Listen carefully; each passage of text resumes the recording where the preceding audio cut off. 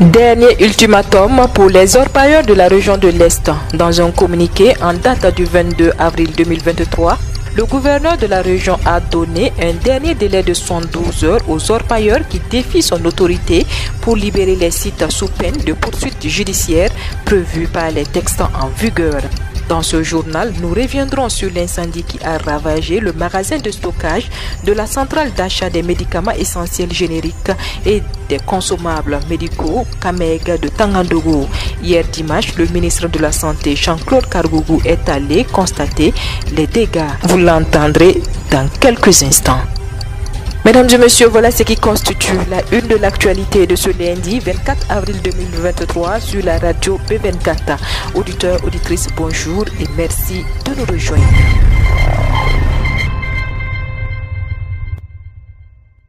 Les forces combattantes ont neutralisé des terroristes en pleine réunion à Bougzambago dans le nord et d'autres dans les bâtiments administratifs au Sahel, sans oublier une base détruite à la frontière avec le Ghana avec les vecteurs aériens. Dans la région du Sahel, les terroristes de l'État islamique au Grand Sahara qui se reposaient sous des arbres à côté de leur QG érigés dans des bâtiments administratifs sont passés de vie à trépas. Les vecteurs aériens ont achevé les rescapés dans leur fuite.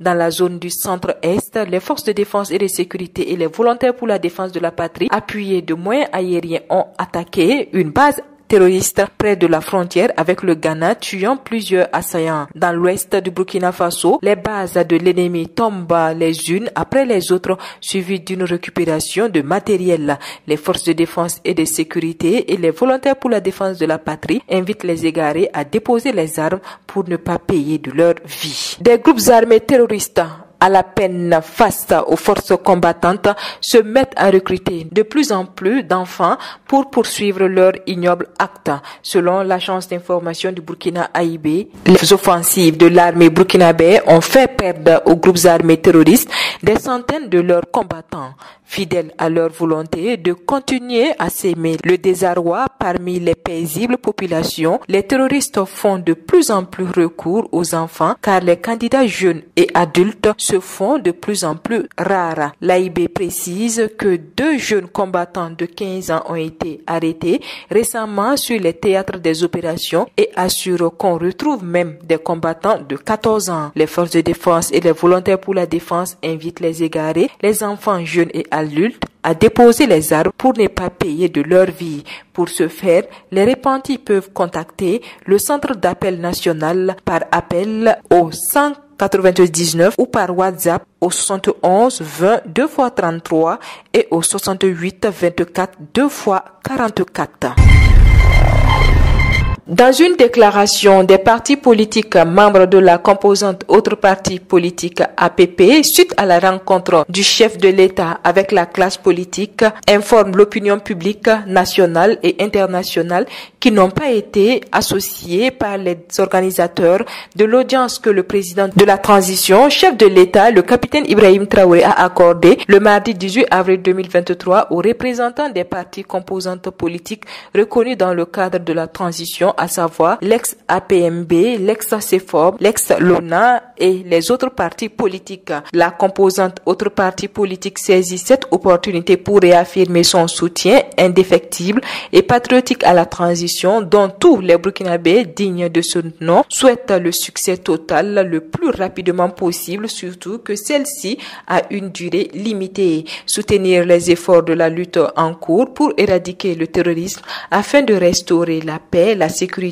de réaliser la reconquête du territoire et rendre effectif le retour des personnes déplacées internes dans leur localité d'origine. Il souligne que la classe politique n'a pas été entièrement représentée à cette audience qui aurait dû traiter, entre autres, de la levée de la mesure de suspension des activités des partis politiques alors que la Constitution et ses corollaires ont été depuis pleinement rétablis. Je vous le disais en titre, le gouverneur de la région de l'Est, dans un communiqué en date du 22 avril 2023 a donné un dernier délai de 112 heures aux orpailleurs qui défient son autorité pour libérer les sites sous peine d'être tenus responsables des éventuels désagréments qui viendraient à se produire. Ils informent ces orpailleurs que la violation de cette mesure est une défiance à l'autorité et ne saurait être toléré. Aussi, le gouverneur porte à la connaissance de la population que la mesure de suspension de toutes les activités liées à l'exploitation de l'or sur les 10 sites reste toujours en vigueur. Par conséquent, il invite les orpailleurs et les occupants à libérer les sites dans un délai de 112 heures pour compter du dimanche 23 avril 2023. Tout contrevenant serait tenu responsable des désagréments et sans préjudice des poursuites judiciaires prévues par les textes en vigueur. Le ministre de l'Agriculture, des Ressources animales et halieutiques a officiellement ouvert la première session ordinaire du Conseil d'administration du secteur ministériel CASEM 2023 de son département ce lundi 24 avril 2023 à Ouagadougou. Pour lui, l'objectif poursuivi par la présente session est d'examiner le rapport bilan de la mise en œuvre des activités de l'année 2022 de son département et de mener une réflexion sur le thème gouvernance des projets et programmes pour une réelle contribution de la réalisation des missions du ministère, état des lieux et perspectives. Dans l'ensemble, le ministre Denis Ouedraogo a indiqué un contexte de mise en œuvre difficile des activités au cours de l'année 2022. Il faut également noter la persistance des attaques terroristes occasionnant l'inaccessibilité de certaines zones par les services techniques, les déplacements massifs de populations agricoles ainsi que les abandons de zones à facteurs à production. Dernier élément de ce journal, le samedi 22 avril 2023, un incendie s'est déclenché aux environs de 21 heures dans le magasin de stockage d'alcool et autres produits inflammables sur le site de la centrale d'achat des médicaments essentiels génériques et des consommables médicaux de Tangandogo. Le ministre Kargougou était sur le site du CAMEG à Tangandogo ce dimanche 23 avril 2023. Il a rassuré la population que malgré ce sinistre d'une valeur de 200 millions de francs CFA, il n'y aura pas de difficulté dans l'approvisionnement des structures de santé en ces produits que sont l'alcool. On l'écoute. Il s'agit d'alcool essentiellement, mais aussi de bouteilles d'oxygène et de peroxyde d'oxygène, de produits inflammables.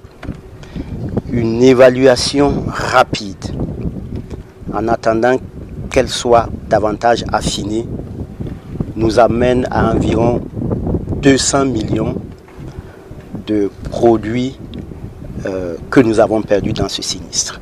Je voudrais aussi m'empresser de rassurer la population de ce que le plan de continuité des actions de la CAMEG est en marche et que véritablement nous ne connaîtrons pas de difficultés dans l'approvisionnement des structures de santé des populations en ces produits que sont l'alcool notamment.